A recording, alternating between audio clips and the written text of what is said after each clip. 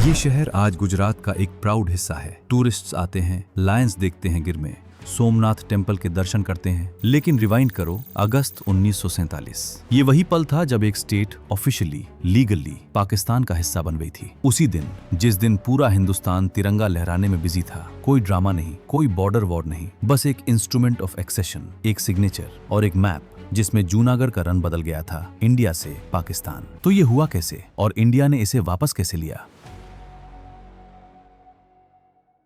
पहले ज्योग्राफी, क्योंकि यहाँ ज्योग्राफी ही सब कुछ एक्सप्लेन करती है। जूनागढ़ मतलब एंशिएंट फोर्ट था एक प्रिंसली स्टेट, रफली 8,643 स्क्वायर किलोमीटर्स। तीनों तरफ से इंडियन स्टेट्स ने इसे घिरा हुआ था। एक तरफ सिर्फ अरेबियन सी थी। पाकिस्तान से सीधा लैंड कनेक्शन बिल्कुल जीरो। अगर पाकिस्तान जाना भी होता तो रास्ता था बाय सी, वरावल से कराची 300 माइल्स की जर्नी समुद्र के ऊपर। पॉपुलेशन थी 7 लाख, जिनमें 80% हिंदू थे और रूलर था मोहम्मद महाबत खान जी III, मुस्लिम। एक मुस्लिम रूलर, एक हिंदू मेजॉरिटी। कोई जमीनी रास्ता नहीं पाकिस्तान तक। इस ज्योग्राफी को ध्यान में रखो, क्योंकि जो आगे हुआ वो इसी ज्योग्राफी को इग्नोर करके हुआ। अब इस डिसीजन को समझना है तो पहले नवाब को समझना होगा। मोहम्मद महाबत खान जी III रिपोर्टेडली 2000 से ज्यादा डॉग्स के मालिक। उन्होंने अपने डॉग्स की शादियां कराई, स्टेट हॉलीडेज डिक्लेयर की इन जानवरों के लिए। एक डॉग वेडिंग में करीब 1.5 लाख लोग देखने आए। नवाब का एक्चुअल टाइम गवर्नेंस में नहीं, केनल में जाता था। अगर नवाब गवर्नेंस में इंटरेस्टेड नहीं था तो स्टेट कौन चला रहा था? मई 1947 में नवाब के ओरिजिनल कॉन्स्टिट्यूशनल एडवाइजर ने लॉर्ड माउंटबेटन को सिग्नल दिया था जूनागढ़ इंडिया के साथ जाएगा। लेकिन वो एडवाइजर चला गया। दीवान यानी प्राइम मिनिस्टर बीमार पड़ के विदेश गए और उसकी जगह आए शाह नवाज भुट्टो। भुट्टो एक सिंधी एरिस्टोक्रेट थे, मुस्लिम लीग के कमिटेड सपोर्टर, जिन्ना के करीब।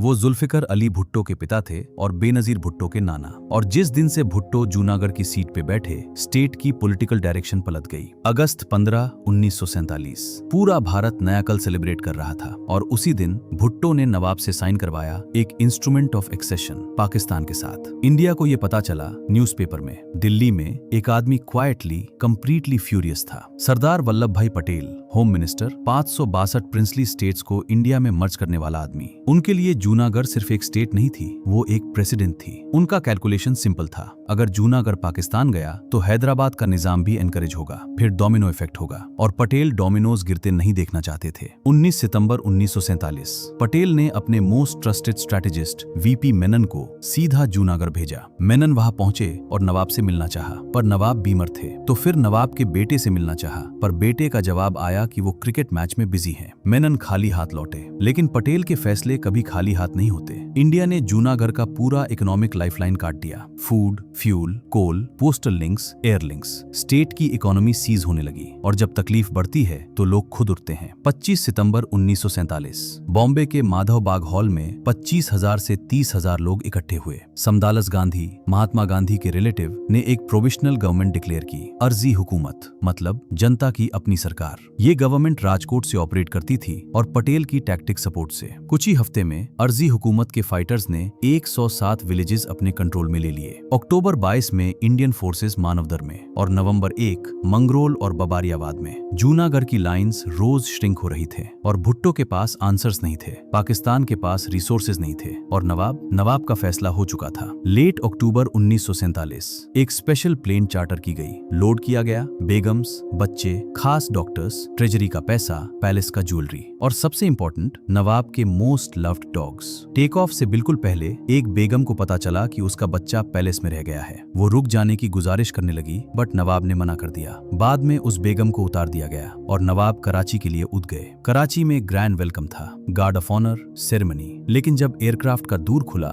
नवाब के डॉग्स सबसे पहले बाहर आए और उन्होंने एयरक्राफ्ट की स्टेयर्स पे अपना स्वागत अपने अंदाज में किया। ये वो मोमेंट था जब सबको समझ आ गया ये आदमी काफी पहले ही जा चुका था। अक्टूबर 27, 1947 भुट्टो ने जिन्ना को लिखा, revenue has gone to the bottom, food situation is terribly embarrassing, Muslims of Kathiawar seem to have lost all enthusiasm for Pakistan. Pakistan help नहीं भेज पाया। भुट्टो अकेला था, स्टेट टूट रही थी। नवंबर 8, 1947 भुट्टो ने लिख दिया, मैं हैंड ओवर करने के लिए तैयार हूं। नवंबर 9, 1947 ब्रिगेडियर गुरदयाल सिंह की लीडरशिप में इंडियन आर्मी माजेवादी गेट से जूनागढ़ एंटर की और ऊपर कोट फोर्ट पर तिरंगा लहराया। उसके बाद भुट्टो केशोद एयरपोर्ट से पाकिस्तान भाग गए। फरवरी 20, 1948 प्लेबिसाइट 190,870 वोट्स, सिर्फ 91 ने पाकिस्तान चूज किया। 91 एक ऐसे स्टेट में जहां 700,000 लोग रहते थे। जूनागढ़ ऑफिशियली इंडिया का हिस्सा बन गया। जनवरी 1949 में सौराष्ट्र में मर्ज हुआ, फिर गुजरात और आज भी गुजरात। लेकिन यहाँ एक और बड़ी पिक्चर थी जो तब किसी ने क्लियरली नहीं देखी, लेकिन पटेल ने जरूर देखी। जब पाकिस्तान ने जूनागढ़ की एक्सेशन एक्सेप्ट की थी, उन्होंने एक प्रिंसिपल एक्सेप्ट किया था